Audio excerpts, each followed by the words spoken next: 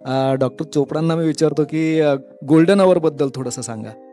हृदयविकाराचा झटका आल्यानंतर सर्वात जास्त मृत्यू जे होतात ते पहिल्या 1 तासात 40% आणि 70% मृत्यू पहिल्या 3 तासात होतात. आणि हृदयविकाराच्या झटक्यामुळे मृत्यू होण्याचं प्रमाण हे आहे व्हेंट्रिक्युलर टॅकिकार्डिया किंवा ॲरिथमियाज, म्हणजे हृदयाची अनिर्बंध गती वाढणे व त्याच्यामुळे हृदय बंद पडणे.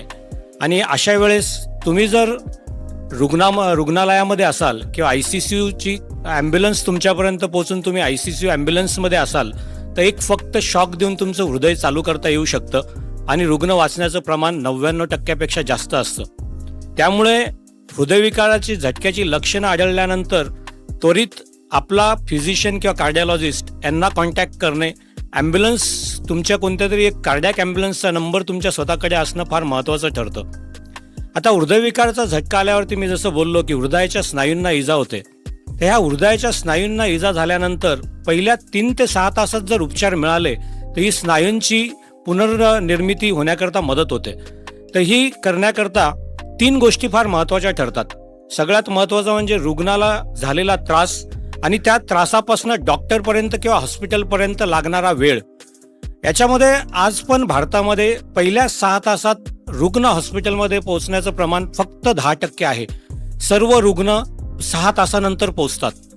रुग्णालयामध्ये पोहोचल्यानंतर तुम्हाला ट्रीटमेंट मिळण्यामध्ये लागणारा वेळ, डोर टू निडल टाईम असं आम्ही म्हणतो, तर त्याच्यामध्ये तुम्ही रुग्णालयात गेल्यानंतर रक्त पातळ करायचं इंजेक्शन हृदयविकारच्या झटक्यामध्ये दिलं जातं.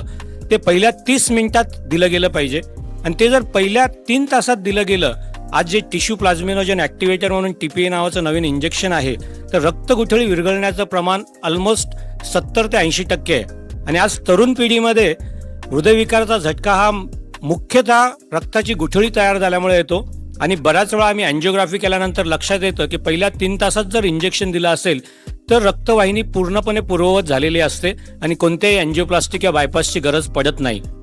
आणि आज असं सांगितलं जातं की हृदयविकाराच्या झटक्याच्या ट्रीटमेंटमध्ये इमिजिएट अँजिओग्राफी करणे, ECG केला आहे, ECGमध्ये ST इलेव्हेशन्स आहेत, अँजिओग्राफी करून ज्या नसेमुळे अटॅक आलेला आहे, LED असेल, अँटीवॉल इन्फार्क्ट म्हणजे पुढच्या बाजू जर हृदयविकाराचा झटका आलेला असेल तर LED मध्ये जर ब्लॉक असेल तर त्याची अँजिओप्लास्टी त्वरित करणे, याला प्रायमरी अँजिओप्लास्टी असं म्हणतो.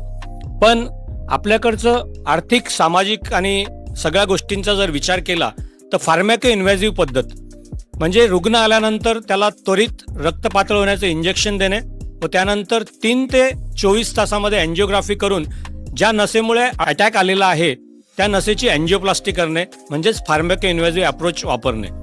तर अशा पद्धतीने जर हृदयविकाराचा उपचार जर झाला तर हृदयाच्या स्नायूंना कमीत कमी इजा होते, गुंतागुंत कमी निर्माण होते आणि हृदयाची पंपिंग क्षमता व रुग्ण वाचण्याचं प्रमाण वाढतं आणि त्याच्यात पुन्हा 2 ते 3 दिवसांमध्ये रुग्णाचा डिस्चार्ज पण लवकर होतो.